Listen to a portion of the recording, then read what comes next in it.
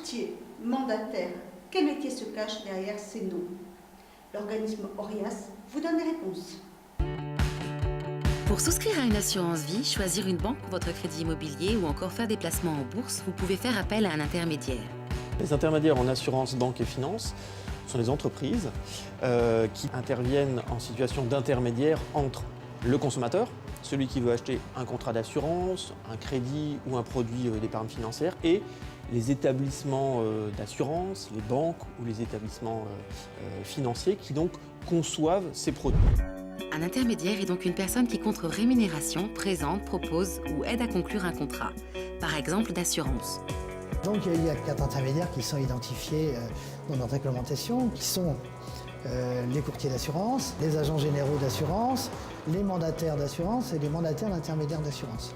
Et on y pense moins, une série d'autres entreprises qui vendent un bien ou service à crédit. Une concession automobile qui vous vend un véhicule à crédit est intermédiaire en banque. Un opérateur de téléphonie qui vous vend un téléphone avec de l'assurance perte-vol du téléphone est intermédiaire en assurance. Autre exemple, les entreprises de pompes funèbres, ces entreprises vendent ce qu'on appelle des conventions obsèques. Et le support de cette convention, c'est un contrat d'assurance. Les entreprises de pompes funèbres sont intermédiaires en assurance. Les agents généraux et les courtiers sont les plus représentés puisque dans toute la France, on compte entre 15 et 20 000 entreprises. Un intermédiaire peut aussi vous aider à financer un projet immobilier. Il y a vraiment 2 classes, les courtiers qui sont totalement dépendants et les mandataires qui sont dépendants des banques, même s'ils ont plusieurs banques. C'est là où il y a une responsabilité de conseil vis-à-vis du consommateur qui est différente. Les intermédiaires en assurance, banque et finance regroupent donc un grand nombre de métiers. Mais existe-t-il un moyen de vérifier si ces entreprises sont agréées? Toutes les personnes qui ont cette activité d'intermédiaire doivent être immatriculées à l'ORIAS, agréées à l'ORIAS. C'est le même principe que quand vous faites appel à un médecin, il doit être inscrit à l'ordre des médecins. C'est tout à fait la même chose. L'ORIAS est un registre public mis en place en 2007 par les pouvoirs publics pour protéger le consommateur. Le consommateur va sur notre site internet www.orias.fr, qui est un site public accessible par tous, où il peut vérifier qu'il s'agit du bon interlocuteur et que cette personne est bien agréée et bien immatriculée pour vendre de l'assurance, de la banque ou de la finance, et dans quel cadre il le vend, etc. C'est un vrai métier de proximité. Il faut savoir que la taille de nos entreprises aujourd'hui, la taille moyenne, c'est environ 4 à 5 salariés. Un métier de proximité qui sous-entend un certain nombre de devoirs de la part de l'intermédiaire. L'intermédiaire doit transmettre un certain nombre d'informations sur son activité, son identité. Et notamment son numéro d'identification ORIAS.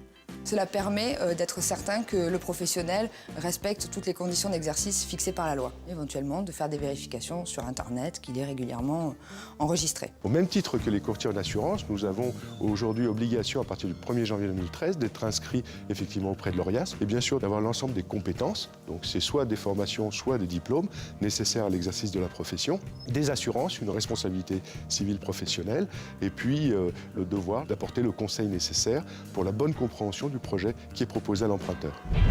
L'intermédiaire a donc également un devoir de conseil pour lequel un climat de confiance est indispensable. On a besoin effectivement de détendre l'atmosphère, si je peux prendre cette expression, pour que les clients se livrent complètement et qu'on puisse poser les bonnes questions et lui apporter les bonnes réponses. Il est clair que les contrats d'assurance sont complexes et ça va être le rôle de l'intermédiaire de se mettre à la portée de la personne qui vient le voir. Il ne faut surtout pas hésiter, c'est sûr que parfois on peut se sentir un peu bête, mais on reste le client et c'est au professionnel de nous poser des questions claires pour qu'on puisse apporter des réponses claires. Et donc, encore une fois, avoir le contrat le plus adapté à ses besoins. Enfin, dernière obligation pour un intermédiaire. Et toutes ces informations et ces conseils que nous allons évoquer oralement, l'intermédiaire devra vous les remettre par écrit. Et idéalement, si le consommateur est d'accord, c'est un document qui devra être signé par le consommateur et qui restera au sein du dossier du client. À partir de là, l'intermédiaire fera un tour des offres pour vous apporter le contrat qui correspond le mieux à vos besoins.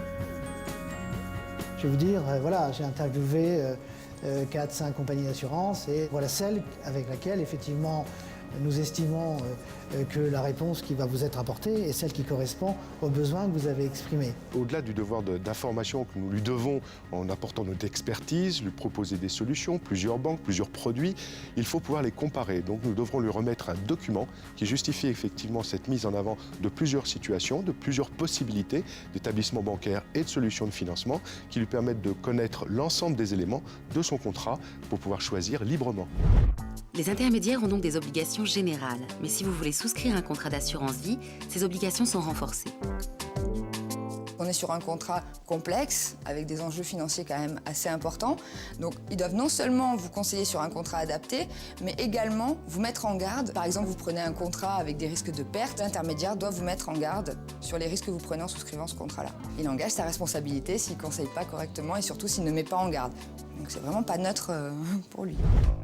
Quand un intermédiaire ne remplit pas les conditions, il n'est pas répertorié sur le registre de l'ORIAS. Il peut également en être radié. Dans ce cas-là, Ce qu'on peut conseiller aux personnes, c'est de retourner vers la personne qui vous l'a rendu pour bien se faire préciser pour quelle entreprise vous travaillez, à quel nom, quel est le numéro. Ça peut être seulement une erreur de communication, ou ça peut être plus profond, effectivement, la personne n'est pas inscrite. Dans ces cas-là, il est conseillé de ne pas continuer à passer un contrat avec lui. mais dans tous les domaines, vous restez libre de choisir un autre contrat que celui que votre intermédiaire vous a conseillé.